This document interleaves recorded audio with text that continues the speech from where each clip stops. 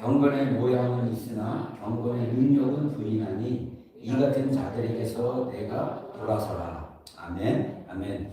제가 지난 주일날 우리 고통하는 때 그 말세에 일어날 형상에 대해서 그 형상, 그 편향성에 대해서 이야기를 했었죠. 기억나시는 분이지만 제가 그래서 숫자로 얘기를 했죠. 그래서 19가지 그 디모데후서 3장 1절로 4절까지 19가지 그 마지막 때 일어나는 부정적인 편향에 대해서 이걸 세 가지로 얘기하면 자기 중심성, 다른 사람과의 관계, 하나님과의 관계. 그래서 자기 중심으로 생각하고 행동하는 그런 부정적인 것들이 막 나타난다 해서 9가지. 그리고 다른 사람과의 관계에서 일어나는 부정적인 어떤 성향들 그런 거 6가지. 그 다음에 하나님과의 관계에서 4가지에서 9, 6, 4. 그러니까 그래서 자기 중심성에서는 자기를 사랑하고 돈을 사랑하고 자랑하고 교만하고 자망하고 조급하고 사납고 감사하지 않고 절제하지 못하고 얘기했고요. 다른 사람과의 관계에서 비방하고 모함하고 무정하고 부모를 거역하고 원통함을 풀지 못하고 배신하는. 그래서 무정하다는 것은 사랑이 없는 거죠. 그 다음에 하나님과의 관계에서 거룩하지 못하고 선한 것을 좋아하지 못하고 쾌락을 사랑하는 것을 하나님보다 더 사랑하고 경건의 모양은 있으나 경건의 능력을 부인한다 라고 이야기합니다. 그래서 그 19가지 중에 저는 가장 중요한 핵심이 무엇일까라고 생각했을 때 경건의 능력과 연관되어 있다 이렇게 이야기할 수 있습니다. 여러분 우리가 신앙은 먼저 모습으로 보여집니다. 그래서 경건의 모양이라는 게 있어요. 그리고 우리가 사람들이 같이 예배 드릴 때 막 이게 손도 들고 또 겸손한 자세도 하고 막 모양으로 왔을 때 우리가 그 모양을 보고도 아, 저 사람 경건한 사람이구나. 이 말투나 이런 걸 통해서도 아, 저 사람 경건한 사람이구나. 이런 것들을 우리가 모습으로 봅니다. 근데 그 안에 경건의 능력이 없다면 그 마지막 때 일어나는 내 마음속의 문제, 사람과의 관계, 그리고 하나님과의 나의 관계가 그 능력이 없다면 그것이 실제적으로 마지막 때를 이겨낼 수 있는, 그래서 이 부정적인 거에 매몰되고 부정적인 거에 몰입해서 살아가는 그런 사람이 아니라 정말 하나님을 거룩하게 뵙고 또 선한 것을 좋아하고 그리고 사람들에게 사랑을 베풀고 막 이런 것들이 다 뭐와 연결되어 있냐면 내가 하나님을 믿고 하나님을 예배하고 하나님을 높이는 그 경건이 내 안에서 힘으로 능력으로 경험되어져야 된다는 것입니다. 그래서 경건의 모양은 있으나 경건의 능력을 부인한 자에게서 너희가 돌아서라. 이거는 좀 굉장히 단호하게 보이는데 거리를 돌아 분별하라 이런 의미로 우리가 이해하면 됩니다. 여러분 우리가 경건의 능력이 있어야 됩니다. 아멘. 능력이 우리 안에 있어야 돼요. 그래서 여기서 능력이라는 단어가 두나미스 또는 두나마이는 원래 형용사인데 이게 이 뭔가를 행할 수 있는 능력을 얘기합니다. 근데 두나미스는 120번 신약 성경에 쓰여졌는데 이게 굉장히 중요한 영역마다 강조하는 게 있어요. 예를 들면 사도행전 1장 8절에 우리 로마서 1장 20절 한번 보겠습니다. 먼저 로마서 1장 20절 말씀 한번 읽겠습니다. 시작. 창세로부터 그의 보이지 아니하는 것들 곧 그의 영원하신 능력과 신성이 그가 만드신 만물에 분명히 보여 알려졌나니 그러므로 그들이 깨하지를 못하였습니다. 자, 하나님이 우리에게 경건의 능력으로 우리의 내면을 변화시키기 시작하면 우리 안에 어떤 사랑이 계속적으로 내 안에 흘러나올 수 있다는 것입니다. 우리가 이 쾌락에 집중하고 돈에 집중하고 그리고 자기가 너무나 소중하기 때문에 나 중심으로 살아가는 그런 인생이 아니라 하나님 중심, 하나님을 위해서 내가 존재하고 내가 하나님께 영광을 돌리는 삶이 결국은 하나님이 나를 통해서 영광을 받으시는 인생. 그래서 나의 인생은 나 자신이 나 스스로 편안해하고 자유하고 눈치 보지 않고 사람들에게 인정받으려고 애쓰지 않고 사람들에게 뭔가 보여주려고 자랑하고 교만하지 않고 그냥 있는 모습 그대로를 나를 받아들이고 사람들의 관계 안에서도 친절하게 우리가 정말 살아갈 수 있는 그런 것들이 어떻게 가능하냐? 우리 안에 하나님이 능력을 주셔야 된다. 그 능력은 아까도 얘기했지만 뭔가 할 수 있는 능력인데 언어적으로 봤을 때는 하나님의 능력이 우리 가운데 나타나는 능력이다. 그러니까 하나님의 능력이 오늘 로마서 1장 20절에 창세로부터 하나님이 모든 인간들에게 이 로마에 있는 교회 성도들에게 사도 바울이 얘기하는 거예요. 하나님이 창세로부터 모든 인간이 불신자든 하나님을 모르는 자든 어떤 인간, 하나님의 형상으로 창조된 모든 인간은 자연 만물을 통해서 하나님의 능력, 두나미스를 보고 알아차릴 수 있다는 거예요. 그리고 신성, 이 신성은 뭐냐면 하나님의 성품이에요. 아까 우리 헌금 영상에서 이동훈 목사님, 지구촌교회 담임 목사님에서 우리 침례교 굉장히 유명하신 대설교가고 그런데 이분이 말씀하신 것처럼 여러분 성경에서 하나님의 가장 큰 속성, 강력한 속성은 뭐냐면 우리를 불쌍히 여기시는 거예요. 하나님은 또 구약 성경 우리가 잘못 읽으면 하나님은 맨날 화가 나 있고 분노가 나 있고 막 벌 풀려고 막 오해를 하는데 하나님은 노하기를 더디하시는 분입니다. 아멘. 여러분 구약에 나와 있는 하나님을 높이는 시편이나 또 예언자들이나 이런 말씀 중에 하나님을 표현하는 정말 좋은 두 단어가 있어요. 여호와는 선하시고 신실하시도다. 할렐루야. 하나님은 좋으신 분이에요. 근데 그 좋으신 분이 죄를 지은 그 죄에 대해서 분노한다라는 것은 너무 나이스한 분이 너무 온유해서 정말 화는 절대 없을 것 같은 사람이 한번 화내면 되게 무섭잖아요.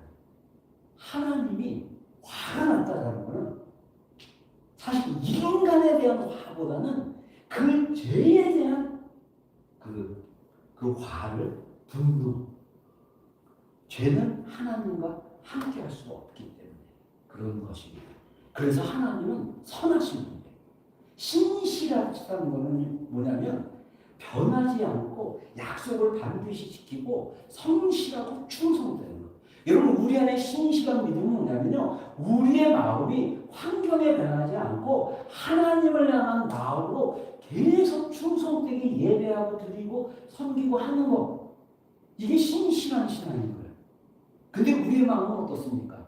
자주 바뀝니다. 우리의 삶의 행동들이나 이런 것들은 사실 자주 바뀌어요. 근데 그것을 신실하고 하나님의 선하심을 경험할 수 있도록 해주는 게 뭐냐? 하나님의 능력이에요. 그 능력이 어디에 있느냐? 만물 가운데 있다는 거예요.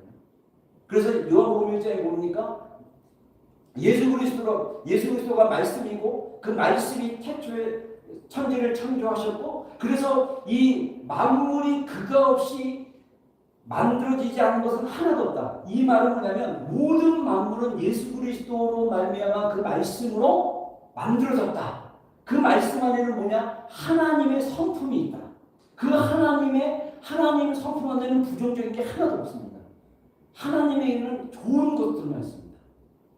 그래서 이 좋은 성품이 다 있기 때문에 우리가 자연 만물을 통해서도 우리가 볼 수 있고 알아차릴 수 있다는 거예요. 그래서 이 불신자들이라도 그 만물을 통해서 하나님을 모른다면 그가 우상을 숭배할 수밖에 없고 우상을 따라갈 수밖에 없다라고 이야기를 합니다. 그래서 우리가 신학적으로 어떻게 얘기하냐면 만물 가운데 나타나는 하나님의 능력과 신성을 어떻게 그게 가능하냐 그래서 우리가 신학적으로 어떻게 구분을 했냐면 일반 계시라고 얘기합니다. 일반 계시는 뭐냐면 만물 가운데서도 우리가 하나님을 알 수 있다는 거예요. 그리고 하나님께서 아담과 하와를 창조하시고 인류가 생겼고 인류가 민족으로 나누고 나라가 나누고 언어가 나누고 전 세계에 흩어져 살지만 그 흩어져 사는 그 인간의 역사 속에서 하나님은 계속 살아계시는 하나님이다 라는 것을 알 수 있도록 보여주는 게 역사. 그러니까 이것도 일반 계시라고 얘기합니다. 여러분 놀랍지 않습니까? 구약 성경의 이 내용들이 유대인 이스라엘 사람들을 위한 책들이었어요. 근데 우리가 한국말을 하고 한국 민족이고 예수님이 오신 지 2000년이 훨씬 지나고 그리고 성경이 쓰여진 지 5000년이 넘었는 그 기간에 그 이야기가 우리 삶 속에서 하나님의 역사로 볼 수 있는 거. 이게 바로 일반계시고 그 다음에 또 인간은 양심이라는 게 있어요. 양심. 우리 안에 그래서 우리가 양심이 말하는 소리를 잘 듣는 게 굉장히 중요합니다. 양심을 통해서도 하나님이 역사하십니다. 그래서 우리가 일반 계시를 자연 만물, 자연 세계, 양심 그리고 하나님이 역사하시는 그 역사 그걸 일반 계시로 우리가 하나님을 알 수 있다. 이렇게 얘기하고 특별 계시는 뭐냐? 성경이에요. 특별 계시는 일반 계시와 달리 우리에게 인간이 죄인인 것을 알려주고 죄인인 우리가 구원받아야 되는 존재인 것을 알려주는 게 특별 계시예요. 그래서 우리가 죄인인 걸 깨닫고 예수 그리스도가 인간의 몸으로 오셔서 죽을 수밖에 없는 것을 알려주시는 게 바로 성경이라는 거예요. 그리고 특별 계시는 뭐냐? 바로 예수 그리스도라는 거죠.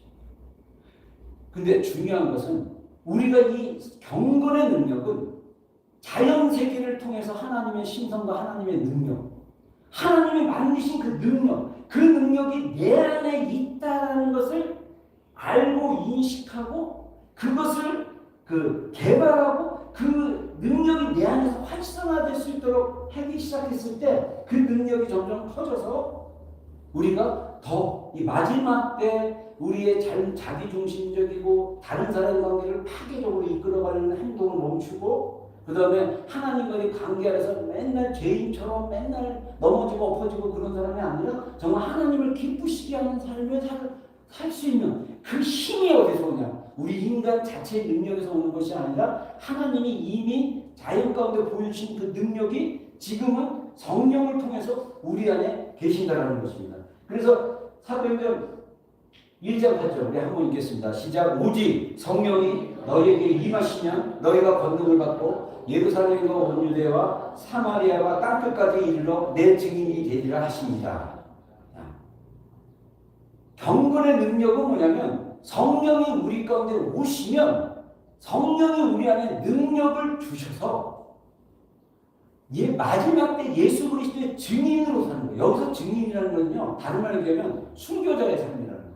왜 그냥 예수님 당시에 복음 전하다가 너 예수 믿는 사람들이 죽어. 지금도 여러분들 지금 나이지리아인가 지금 엄청나게 교회에 대한 핍박들이 현재도 일어나는 거예요. 그래서 지금 사실 우리가 눈을 감고 많은 또 일반 뉴스에서 거의 뉴스를 보도를 안 해서 우리가 잘 몰라서 그러는데 초대교회 박해로 죽었고 순교당했던 숫자보다 근래에 예수님을 믿는다는 것으로 인해서 이슬람이나 또는 극단주의자들이 막 총으로 쏴 죽이고 막 잡아서 죽이고 막 이러는 핍박이 초대교회보다 더 많대요. 그래서 초대교회 때 순교했던 숫자보다 현대 시대에 순교하는 숫자가 훨씬 많다고 합니다. 근데 세상은요 그거를 자세히 알려주지 않아요. 중요한 것은 그들은 삶을 살았을 때 순교자예요. 예수 믿는 사람으로서 예수님을 복음을 담대하게 말할 수 있는 증인으로 살아가는 삶. 그게 어떻게 가능합니까? 능력이 있는 드나미스가 우리 안에 있어야 돼요. 그래서 오직 성령이 너희에게 임하시면 너희가 권능을 받고 많은 크리스천들이 성령을 통한 능력을 경험하지 못해요.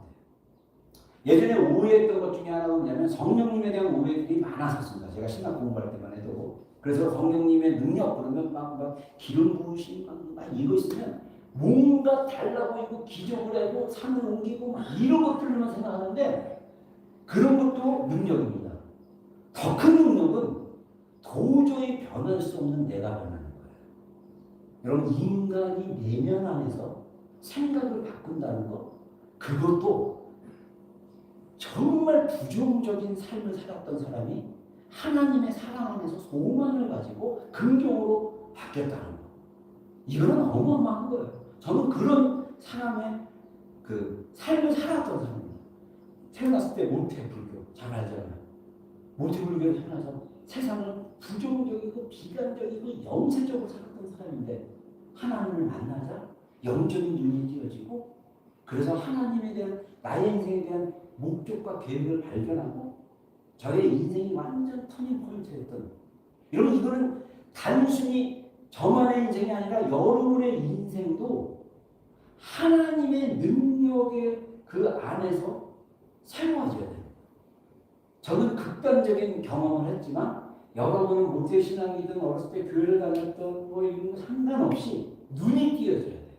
하나님을 경험하는 삶, 하나님의 능력이 내 안에서 임하셔서 계속적으로 내 삶이 바뀌는, 내 내면이 바뀌는 그런 역사들이 일어나야 이 마지막 때 우리가 두려워하지 않고 걱정하지 않고 살아갈 수 있는 것입니다. 그래서 에베소에 이렇게 말씀하시죠. 그의 영광의 풍성함이, 그리스도 예수의 하나님 아버지의 영광의 풍성함을 따라 그의 성령, 하나님 아버지의 성령으로 말미암아 너희 속사람을 능력으로 강건하게 하시며, 여기서 강건하게 한다는 것은 뭐냐면 힘을 계속해서 세워준다는 거예요. 우리의 속사람이 성령으로 말미암아 성령으로 주시는 그 능력으로 우리의 속사람이 강력해지려면요, 성령님의 능력이 우리 가운데 있어야 된다는 것입니다. 그래서 우리의 속사람이 단단해져야 돼요. 요즘 뭐 상담학도 그렇고 의학적으로도 그렇고 이 우리 마음의 뭐 탄력성, 뭐 감정의 탄력성, 뭐 회복, 막 이런 용어들을 많이 쓰는데, 인간 안에는 원래 태어날 때부터 인간은 하나님의 형상으로 지음받은 존재이기 때문에 생각을 어떻게 하냐에 따라 그 내면의 그 구조나 이런 것들을 바꿀 수 있는 능력이 스스로 있다고 생각해요. 근데 우리 기독교는 스스로 있는 것이 아니라 하나님께서 알게 하시고 깨닫게 해주시고 능력 주실 때 그게 변할 수 있다라고 이야기하는 것입니다. 인간 스스로가 자생적인 능력이 있으나 그것은 이미 타락한 존재로 스스로 한 그 자정적인 능력을 키우는 데는 한계가 있는 거예요. 그래서 세상적인 명상은 한계가 있습니다. 그러나 만물 가운데 역사하시는 하나님 그리스도, 말씀이신 그리스도, 그래서 그 말씀이 우리 안에 생명으로 능력으로 역사하시기 시작했을 때 우리의 눈이 띄어지고 바뀌어지고 변화되는 것이 가능하다, 이렇게 이야기할 수 있습니다. 제가 지난 주일날 결론 부분에 얘기했을 때 어떤 사람이 그 얘기를 했다고 그러잖아요. 우리가 하나님과 인간 가운데 관계를 맺는 방법이 딱 두 종류밖에 없다. 하나는 뭡니까? 첫 번째 방법은 대부분의 사람들이 행하는데 나중심, 나를 위하여 여기에, 지금 내가 여기 사는 것은 다 모든 것이 나를 위해서 해야 된다라는 사고방식이 있다는 거예요. 그래서 직장을 가더라도 이 직장은 나를 위해 존재하는 거지, 그리고 인간관계를 해도 이 사람은 나를 위해서 내가 중심이 돼야 된다. 지금 하나님조차도 그런 사고방식으로 살고 하나님의 관계도 그렇게 신앙생활할 수 있다. 근데 그게 아니고 진짜는 하나님을 위하여 여기에 눈이 띄어지면 나는 하나님께로부터 왔구나. 죽으면 하나님께로 가는구나. 그럼 이 땅에서 가장 가치 있는 게 뭘까? 하나님을 위해서 내가 뭘 할까? 내가 하나님을 위해서 어떻게 하면 하나님을 기쁘시게 할까? 라는 생각을 갖게 된다는 거죠. 근데 놀라운 건요, 하나님이 먼저 우리에게 우리 인간의 DNA 안에, 염색체 안에 하나님을 경외하고 하나님과 연결됐을 걸 다 넣어줬어요. 그게 우리가 그걸 모르고 있다는 거예요. 제가 코로나 기간에서 제가 이제 막 그때 우리 막 만나지도 못하고 맨날 줌으로 예배드리고 막 그랬을 때, 또 나가는 것도 막 그냥 못 나가게 하고 막 그랬잖아요. 그랬을 때 제가 집에 갇혀 있으면서 책을, 집에 예전에 사모았던 책들을 막 다시 정리하면서 이렇게 보다가, 제가 예전에 골방에서 기도하다가 하나님, 인간이 다 성격이 다를 텐데 이 다른 사람들이 어떻게 성장하는 것도 다 다양할 텐데 이것을 어떻게 해야 되죠? 이 질문이 그냥 기도 중에 생각이 났어요. 그러다가 이거를 내가 한번 공부를 해서 한번 박사를 이렇게 논문하고 싸우자, 이런 것을 했는데, 그 여정 안에 내가 딱 이 MBTI 또는 기질, 그리고 경건, 기도, 내 마음속에 이미 불교 신자로 살았지만 저는 진리를 구하는 자였어요. 인생이 무엇이냐? 신은 진짜로 존재한다면 나는 왜 이런 상태에서 우리 부모님, 저는 그때 부모님이 너무 실패해서 가난하거나 이런 거에 대해서 내가 너무 싫었어요. 부모님을 미워하거나 부모님을 싫어한 게 아니라 그 가난하고 힘들었던 그 시간과 그 환경이 싫었어요. 그러면서 계속 질문을 했어요. 근데 MBTI가 보니까 저의 성향이 그런 질문을 하는 성향이라는 걸 알았고, 그런 질문을 통해서 하나님을 또 기도하면서 만났던 거. 그래서 우리가 여러분들 하나님과 연결된 하나님의 마음의 중심 안으로 들어가는, 하나님의 마음과 내 마음이 연결되어지는 그런 삶으로 살아가는 게 저는 경건이라고 생각합니다. 그래서 그 경건의 방법을 좀 여러분들에게 옛날에 우리 MBTI 때 제가 잠깐 이걸 했었던 것 같아요. 근데 이걸 제가 좀 더 해서 여러분들에게 좀 소개하고 있어요. 성격의 선호성과 경건에 대한 주제를 가지고 한번 먼저 얘기를 해보겠습니다. 자, 성격의 선호성은요, 뭐냐면 타고나게 내가 좋아하는 거. 그래서 예를 들면 성격은 외향과 내향으로 나눕니다. 자, 만약에 외향적이라면, 자, 우리 자기가 외향적이라고 생각하면 읽으라고도 안 읽을 것 같아가지고 우리 자매를 한번 읽어보겠습니다. 만일 외향적이라면 읽어보겠습니다. 시작.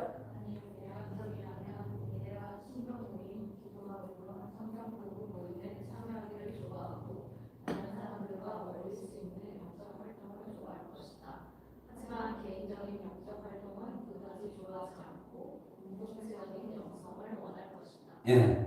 자, 근데 내향적인 사람이라면요. 만일 내향적이라면 조용한 곳에 홀로 기도하고 말씀 읽기 등을 좋아할 것이다. 자, 외향과 내향은 타고났을 때부터 성향이 있는 거예요. 그래서 나의 에너지의 방향이 외부 세계로 향해 있어요.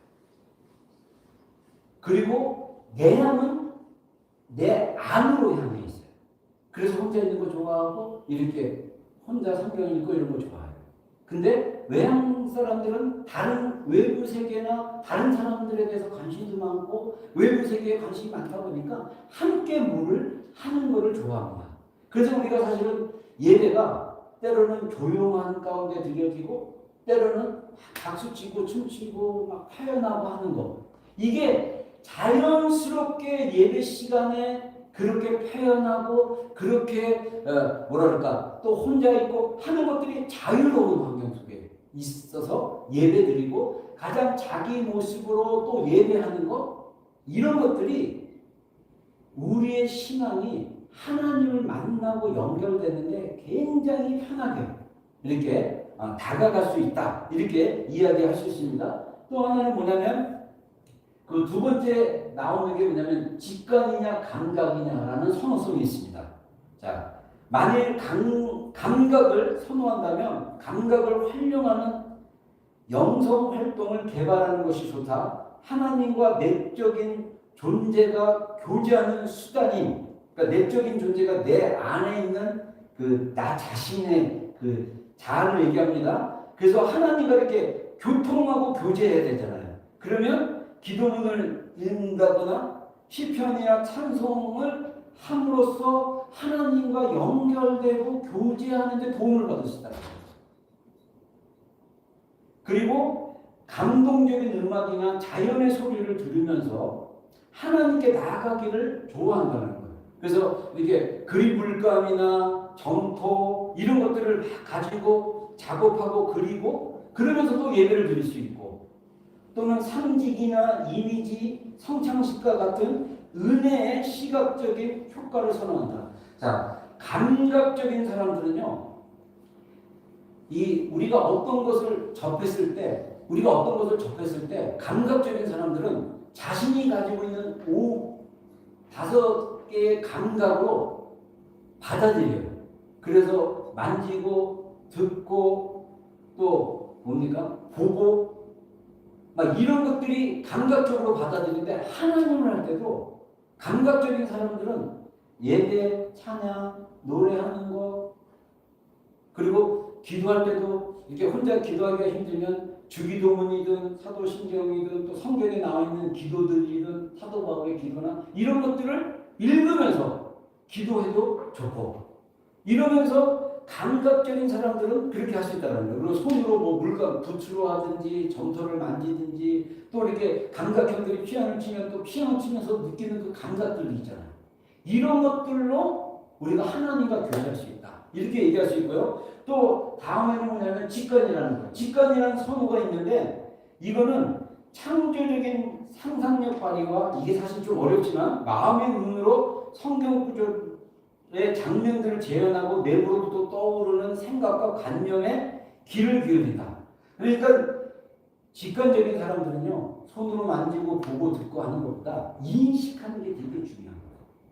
뭔가를 이렇게 보고 듣고 만지는 것보다 그냥 설교 들었는데 뭐가 딱 단어든 뭐든 인식이 되는 거예요. 그 인지가 되면 그것이 보이는 현실 요걸 넘어서서 자기가 인지가 되고 인식이 되기 시작했을 때 그걸 가지고 이렇게 하나님과 나아갈 수 있다라는 것입니다. 그래서 저도 이렇게 가끔씩 찬양이나 뭐 이런 걸 이렇게 은혜 받았을 때 어떤 가사가 딱 인지가 되는 거예요.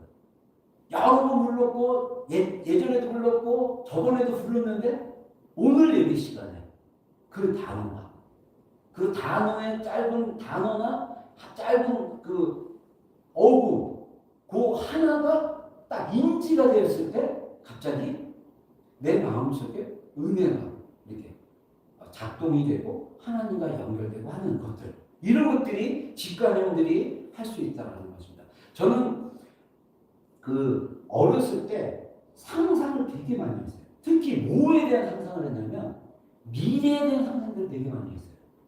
직관형들은 미래지향적입니다.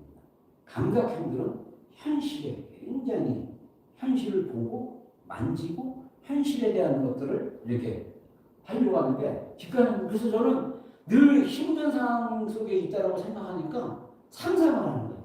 계속. 근데 그 상상이 별로 이루어지지가 않았죠. 근데 우리가 성경을 읽을 때도 그런 직관형들은 하나님의 말씀 이런 것들을 이렇게 이미지나 상징 가지고 할 수 있다 이렇게 얘기할 수 있습니다. 그리고 이제 그 다음에 또 선호성이 어떻게 갈라지냐면 사고형이냐 감정형이냐에 따라 달라요. 자, 우리 한번 형제들 한번 읽어주시기 바랍니다. 형제들 시작. 만일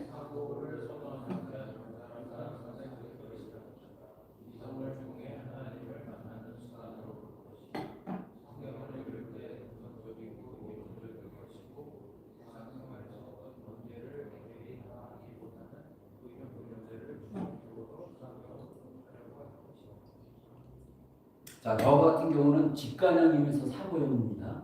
그래서 이 사고형들은 이성을 통해서 하나님을 만나는 것을 굉장히 중요하게 생각하고 성경을 읽을 때 분석하려고 하고 이것을 갖다가 이렇게 이론적으로 막 설명하려고 설명되어져야 좀 약간 믿어지고 그러는 성향이 있다는 거죠. 그래서 개인적으로 적용하는 것은 약하지만 이것을 좀 추상적으로 이러면 이렇게 해서 이렇게 하면 되겠다라고 추상적으로 생각하는 성향이 있다라는 것입니다. 그래서 우리가 사고형이냐 감정형이냐에 따라 우리가 하나님의 말씀을 읽고 하나님께 기도하고 이런 것들이 달라질 수 있다라는 것입니다. 그러나 감정형을 선호하는 사람은 하나님과 다른 사람과의 관계에 좀 더 초점을 맞출 거라는 거죠. 그래서 관계를 통해서 하나님을 만나고 감정이 그 관계 안에서 같이 이렇게 동반된다는 거죠. 그래서 기도는 생각이 아닌 감정에서 더 잘 일어날 것이고 그리고 자신의 영적인 통찰력을 다른 사람과의 관계 안에서 좀 더 구체화하려고 할 것이다. 그러니까 감정형의 사람들은 그 기도를 할 때도 하나님과의 관계, 다른 사람과의 관계. 사실 저 같은 사고형은요, 관계가 별로 중요하지 않거든요. 사고하고, 분석하고, 이해하려고 하지, 하나님과의 관계에 대해서 별로 중요하게 생각하지 않아요. 근데 지금 저는 관계를 강조하고 있습니다. 그렇죠? 하나님과 연결해야 되는 거. 관계하는 거. 그래서 이 성격의 선호성도 나이가 들음에 따라 다른 자기에게 어떤 선호성, 그래서 이 우월한 똑같이 이게 네 가지 단계로 나눌 수 있는데, 제가 외향형이지만 이게 되게 우월하지만 이것이 또 어떤 사람은 내향적인데 뭐 이렇게 외향적인 것이 뭐 부가적일 수 있고, 그래서 2차 기능이 있고 3차 기능이 있고 열등 기능이 있다고 합니다. 그래서 나중에는 40, 50, 60이 되면 그 자신에 있는 그 열등 기능 전혀 개발되지 않고 이게 발전하지 않는 것들이 해결되지 않으면 그 사람 안에 그 눌려있던 그 영역 안에서 그것들이 폭발하기 시작하면, 이게 건드려지기 시작하면 되게 힘든 생활을 할 수도 있다고 얘기합니다. 그래서 먼저는 내가 어떤 선호성을 가진 성격인지를 알아채리고 그쪽으로 하나님과 관계를 맺고 기도를 하고 경건의 연습을 해보는 것을 하는 게 되게 중요합니다. 그래서 여러분들에게 사실은 다양한 방식으로 우리가 하나님을 만나고 하나님과 교제하고 하나님과의 그 릴레이션십이, 관계가 하나님과 나와의 관계 안에서 이렇게 쌓아져가는 것, 이런 것들을 경험하는 게 되게 중요하고, 그랬을 때 우리 안에 성령을 통해서 역사하시는 하나님의 능력이 더 활성화될 수 있습니다. 우리가 이 성격의 선호성을 알고 하나님과 관계를 쌓아가는데, 결국은 이거는 내가 뭔가 수련해서 얻어지는 게 아니라 사실은 이런 걸 통해서 내가 더 마음을 열고 깨달아지고 알아감으로써 성령님이 더 우리 가운데 역사하시는 거예요. 여러분, 제가 영성에 관련된 공부를 하면서 깨달았던 게 뭐냐면요, 우리가 나 자신이 뭔가를 컨트롤해서, 영성 훈련도 그렇게 생각할 수 있어요. 내가 컨트롤해서 뭔가를 한다고 생각하는데, 영성의 삶은 그게 아니라 항상 마음을 여는 게 중요해요. 누구를 향해서? 하나님을 향해서 내 마음을 여는 게 되게 중요합니다. 우리의 성향 자체가 내가 컨트롤하고, 아니면 내가 컨트롤이 안 되면 다른 사람을 의존하고 막 이러려는 성향이 있어요. 우리는 하나님을 의존합니다. 그리고 하나님을 향해서 마음을 열면 돼요. 그러면 하나님이, 우리 안에 계신 성령님이, 그분이 우리를 치유하시고 회복시키시고 역사하시고, 그래서 하나님이 우리를 위해서 미니스트리하는 기도의 집이 강력한 게 그거예요. 기도의 집 가운데 나와서 예배하고 찬양하고 중보하고, 그 예배의 장소 가운데 시간을 정해놓고 우리가 성경을 읽고 또 묵상하고 또 이 기도실을 이렇게 돌아다니고 또 찬양하고 손 들고 다양한 방식으로 하지만, 결국은 내가 하나님과 깊이 우리의 내면이 들어갔을 때 하나님이, 이성적인 사람들은 생각을 통해서 뭔가를 생각나게 하고 그것을 또 깨닫게 하고 알게 하고 경험하게 하고, 또 필러들에게는 어떤 감정을 심어줘서 그 감정이 일어남으로써 그 감정에 의해서 뭐 이게 부정적인 감정이고 막 이런 것들이 일어나면 하나님께 마음을 열고 가져가면 그것을 다루어 주셔서 내 마음의 감정이 긍정적인 하나님의 성품에서 흘러나오는 것들로 이렇게 바뀌게 되는. 그래서 중요한 것은 내가 어떤 성향인가, 내가 내 감정의 어떤 이런 기복과 내 감정의 이런 내면의 이런 것들을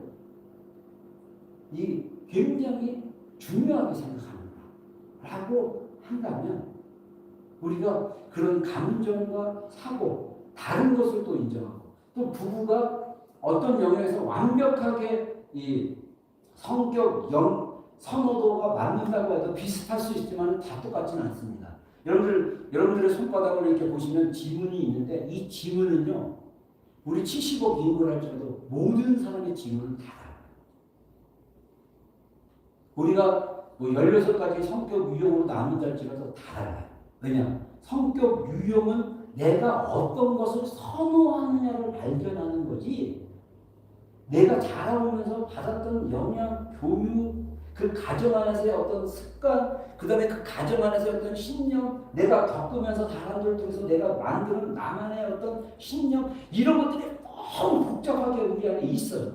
근데 중요한 것은 하나님이 우리를 아시고 하나님이 우리를 변화시키기 원한다는 거예요. 근데 많은 성도들이 하나님께 가까이 가는 법을 모르는 거예요. 많은 크리스천들이 하나님의 마음과 나의 마음이, 내 영이 연결돼서 그 연결된 나의 영이 나의 생각과 감정과 이런 삶의 내면을 바꾸고 계신다는 사실조차도 인지를 못하면서 살아가는 경우가 꽤 많다는 거예요. 저는 우리는 모든 아까 로마서 1장 20절에 나온 것처럼 창세로부터 하나님이 만물 가운데 그분의 능력과 신성을 사람들이 핑계하지 못하도록 알아채리고 관계할 수 있도록 교제할 수 있도록 드러내 보이시는 거예요. 근데 우리는 주일날 와서 예배도 드리고 또는 성경도 읽고 하는데 우리의 깊은 내면이 하나님과 연결되었다라는 그런 것들을 못 느끼고 신앙생활하는 경우가 꽤 있다. 그래서 하나님과 연결되고 하나님을 더 알면 마치 우리의 영적인 눈이 띄어진 것처럼 감각형 같은 경우는 이 영적인 하나님과의 관계 안에서 그 사랑의 그 놀라운 계시와 은혜를 깨달으면요. 그래서 자신이 정말 사랑받는 존재라고 깨달아지기 시작했을 때 눈이 열리면 세상이 그렇게 사랑스럽고 나 자신도 너무나 사랑스러운 존재로 느끼고 표현하고 살아갈 수 있다는 것입니다. 우리가 자신을 모름으로써 하나님과 나와의 관계로 깊이 들어가는 게 모르는 경우가 꽤 많다.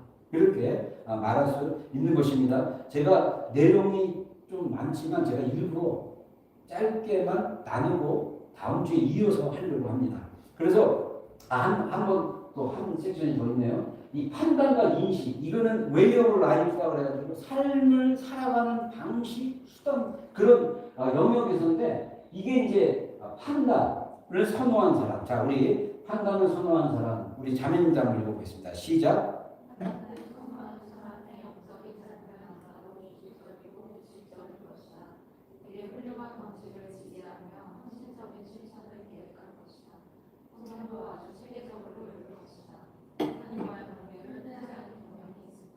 네. 자, 그래서 이 판단을 선호하는 사람의 영적인 삶이 규칙적인 거 좋아하고 조직적인 거 좋아하고 그래서 이제 좋은 방법이 있으면 그거를 계속 이렇게 유지하고 사용하기를 원하고 그리고 이제 뭐 이렇게 실천에 대해서도 미리 이렇게 계획하는 걸 좋아하고 성경도 체계적으로 이렇게 읽는 걸 좋아한다는 거죠. 그리고 근데 이제 이 한계는 뭐냐면 하나님과의 관계도 자기가 통제하려는 성향이 있기 때문에 내가 원하는 방식으로 하나님이 되지 않으면 안 되는 거에 대해서 응답되지 않는 것에 되게 힘들어하고 고통스러워하고 이런 경우도 있고 그 다음에 내가 이렇게 했으니까 하나님은 나한테 이만큼은 해줘야 된다라는 어떤 그런 것들 이런 판단들이 계속 이렇게 들어갈 수 있다는 거죠. 근데 인식형은 어떠냐? 인식형은 만약 인식형을 선호하는 형이라면 규칙적이거나 조직적인 경험 훈련으로 성장하는데 어려움을 겪을 수 있다는 거죠. 자발적으로 어떤 장소에서 시간에 오는 감동에 의해서 경험하기도 한다. 근데 저는 인식형입니다. 인식형이기 때문에 제가 신학교 다녔을 때 되게 힘들었던 게 뭐냐면 경건일기 쓰는 거였어요. 그리고 규칙적으로 일어나서 뭘 하는 걸 되게 힘들었어요.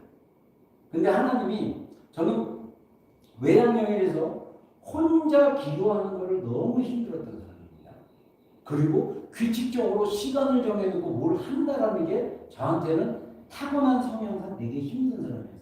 근데 하나님이 23살에 그거를 훈련시키고 나서 제가 이제 골방에서 기도하다가 하나님의 은혜 안에서 저 자신을 알게 되고 하나님 마음과 연결되는 걸 경험하게 돼서 그 영적인 영역에 있어서 저는 이 저의 그 성격 유형의 그 삶에서 20대를 보내면서 근데 되게 이게 뭐랄까 러프하고 거칠었어요. 표현들이. 근데 저는 그 자발적으로 기도하러 갔다가 감동받고 갔다가 너무 힘드니까 뛰쳐나오려고 할 때 하나님이 또 마음을 주셔서 붙잡아 주셨는데 그 자원하는 마음으로 나갔을 때 하나님이 주시는 은혜도 꽤 많아요. 그러면 인식형들은 자원하는 마음이 일어날 때까지 아무것도 안 하느냐? 아니죠. 우리가 영성은요, 우리 인간은요, 습관을 들이는 게 굉장히 중요합니다. 그래서 이런 격언도 있잖아요. 습관은 제2의 천성이다. 이거는 뭐냐면 습관을 들이면 그게 타고난 것처럼 기능을 발휘할 수 있다는 거예요. 그래서 우리가 24시간 중에 하나님의 말씀을 읽고 묵상하고 기도하는 거, 그리고 우리가 시간을 띄어내서 우리 자신을 돌보는 거, 시간을 띄어내서 우리 자신을 성찰하고 하는 거, 이런 것들이 반드시 습관적으로 이루어져야 됩니다. 이게 인식형이고 판단형이고 상관이 없어요. 근데 판단형들은 되게 쉬워요, 그게. 그냥 그런 걸 원래 타고나서 좋아하니까. 계획적으로 그렇게 하니까. 근데 인식형들은 사용했다가도 지키기가 좀 힘들어요. 그럴 때는 어떻게 합니까? 해야 되는 것입니다. 그래서 우리가 이 성격의 선호성 같은 경우는요, 내가 이게 타고난 거예요. 그래서 이게 바뀌지 않나. 나이가 들면서 조금씩 바뀔 수 있어요. 그런데 그 사람의 타고난 것은 그대로 있습니다. 그게 비율이 뭐 60%, 70%, 뭐 51% 뭐 이렇게 얘기할 수 있는데 이번에 제가 한국 갔을 때 그 강의 중에 어떤 분이 그러더라고요. 자기가 전문가를 만나봤는데 나는 다 반반 나왔다. 이런 영역들이 그 얘기를 하니까 제가 딱 그랬죠. 개인적으로 이제 만나서 질문하기가 그랬죠. 전문가 박사 만나고 막 열심히 해도 중요한 것은 선택이에요. 선호성은 50%는 불가능하다. 51%든 60%든 자기가 외향적이면서 내향이 있는 사람들 강해요. 저 같은 경우는 뭐 90%를 따지면 외향이 90이고 내향이 10이었다면 지금은 이제 나이 들면서 저의 외향성은 한 60이나 70이고 저의 내향적인 혼자 있고 이런 것들을 이제 이쪽이 좀 개발되고 더 이것도 이제 내가 편안한 어떤 선호성, 혼자 있는 것에 대한 편안한 선호성을 또 제가 누릴 수도 있고 그렇게 바뀌고 변할 수 있지만 타고난 건 외향성입니다. 외향적인 사람들 제가 예전에 무슨 게 소리로 우리가 제가 이제 이거 MBTI 예전에 했을 때 몇 년 전에 했을 때 딱 제가 보니까 외향인 것 같았더니 아니에요. 내향적이에요. 그래서 내가 딱 그러죠. 혹시 다른 사람의 집에 숟갈이 몇 개인지 막 페이스북 막 이런 거 보는 거 이렇게 좋아하고 그러지 않아? 맞대. 근데 왜 다른 사람이 그렇게 관심이 많냐고. 외향적인 사람들은 다른 사람이 그렇게 외부 세계에 관심이 많다. 그래서 외향성이다. 근데 이거를 어떤 성격은 좋고 어떤 성격은 나쁘다가 없습니다. 모든 성격은 장점과 단점이 있어요. 그리고 더 이렇게 깊이 들어가면 영성도 그렇고 우리의 성격의 인격성도 그렇고 그 그림자, 그는 우리의 진짜 치명적인 약점이라고 할 수 있어요. 그 약점들이 무시간에 감춰져 있고 이게 드러나고 개발되지 않으면 이게 이렇게 우리가 알아차리고 그것을 잘하지 않으면 꼭 결정적일 때 뭐가 엎어지거나 결정적일 때 큰 사건들이 터지기 시작해요.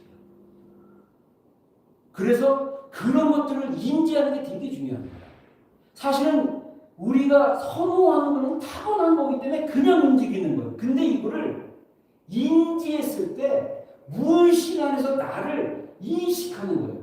그래서 우리 이거는 모든 사람들이 얘기하는 게 인간의 내면과 외면을 했을 때 빙하의 그 모습으로 얘기하잖아요. 10%만 의식 세계를 보고 나머지 90%는 무의식이라 했을 때 우리가 적어도 하나님이 우리의 무의식의 세계를 바꿔 주셔서 우리의 내면을 바꾸심으로 말미암아 우리의 외적인 환경과 외적인 것들이 더 하나님 안에서 선하고 좋고 생명력 있게 갈 수 있도록 하는 거예요.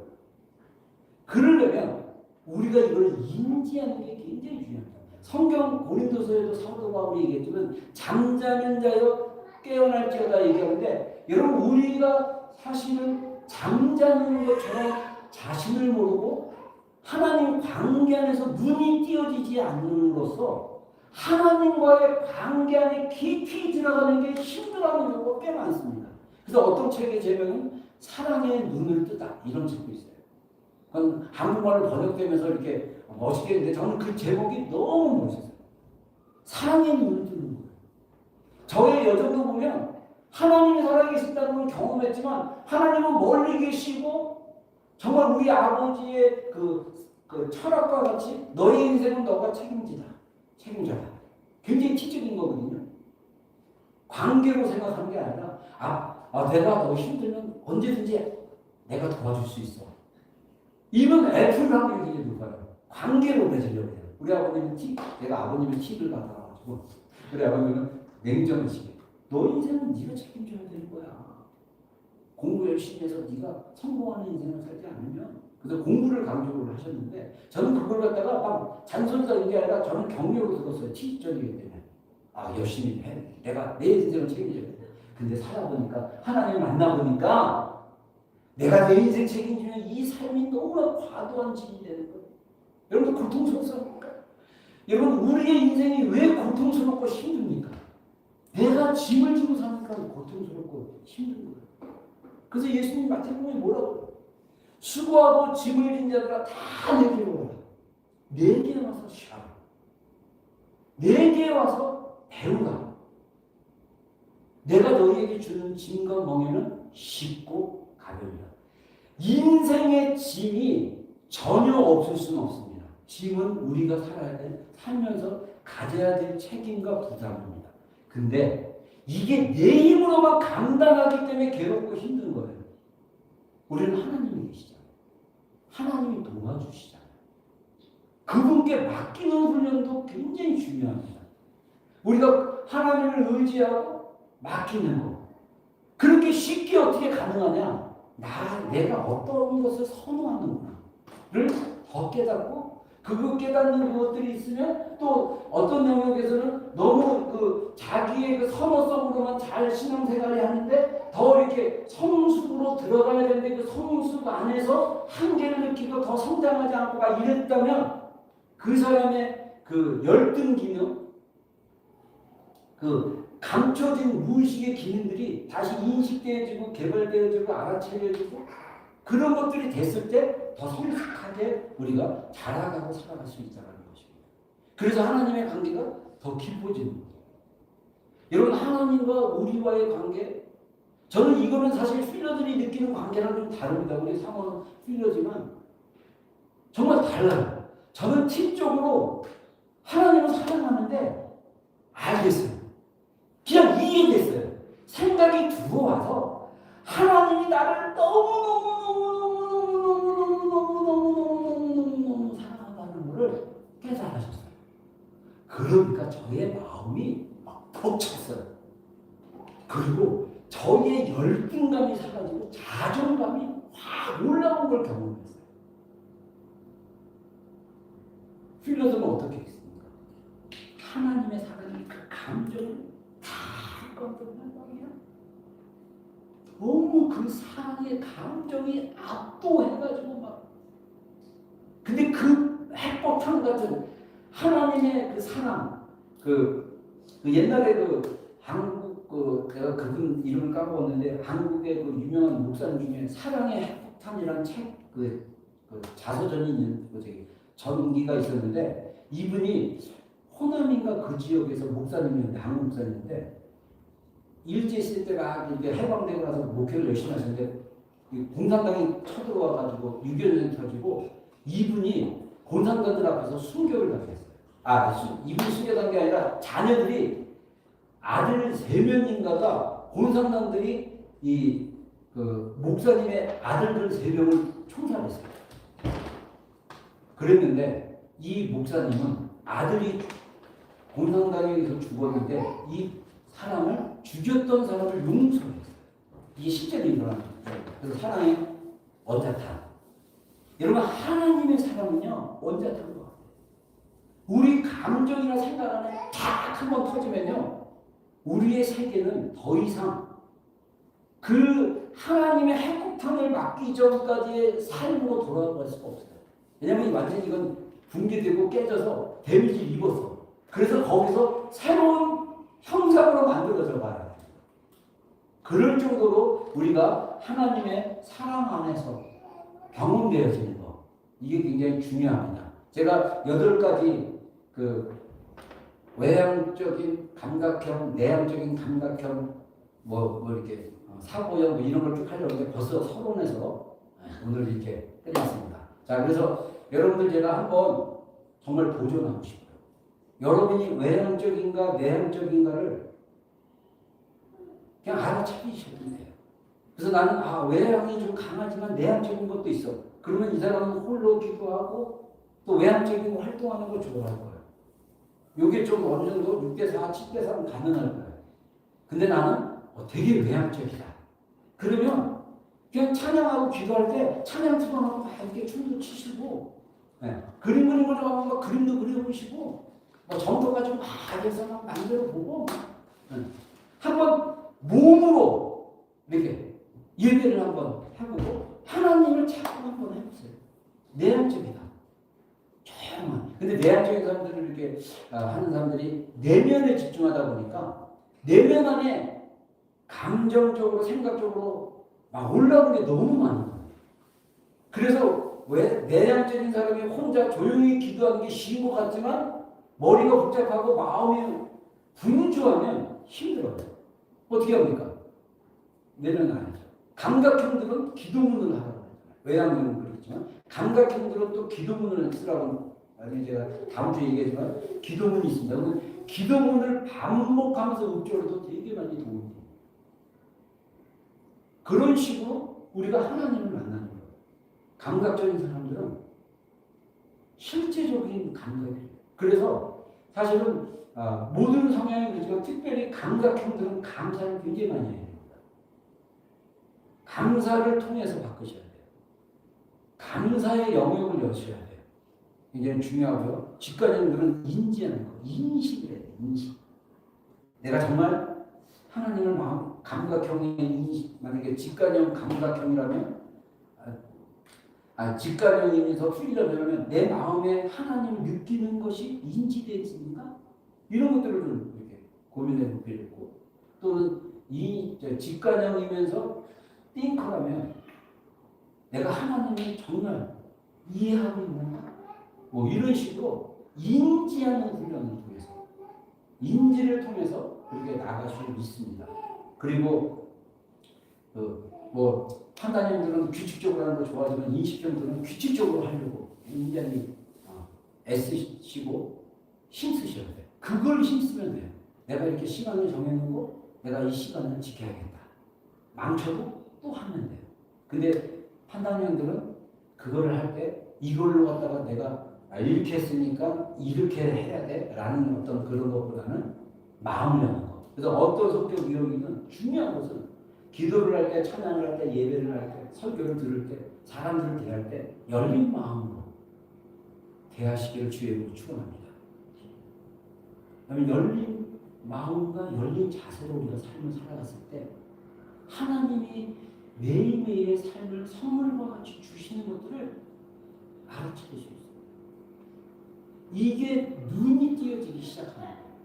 우리가 어느 날 갑자기 아침에 딱 눈 떴는데 확 이럴 수도 있지만 우리가 매일매일 뭔가 하나님을 인식하고 인지하고 그러기로 결정하고 결단하고 선택할 때 제가 지난주에도 얘기했죠. 우리의 작은 선택 하나하나가 나의 천국을 만들어가는 거예요. 나의 작은 선택 하나하나가 자꾸 지옥을 만들어갈 수 있다. C.S. 루이스가 말한 유명한 말 중에 그런 얘기가 있었다라고 했잖아요. 그러니까 우리가 매일매일 선택을 할 때 정말 하나님의 선한 선택을 하기를 주의 이름으로 축원합니다.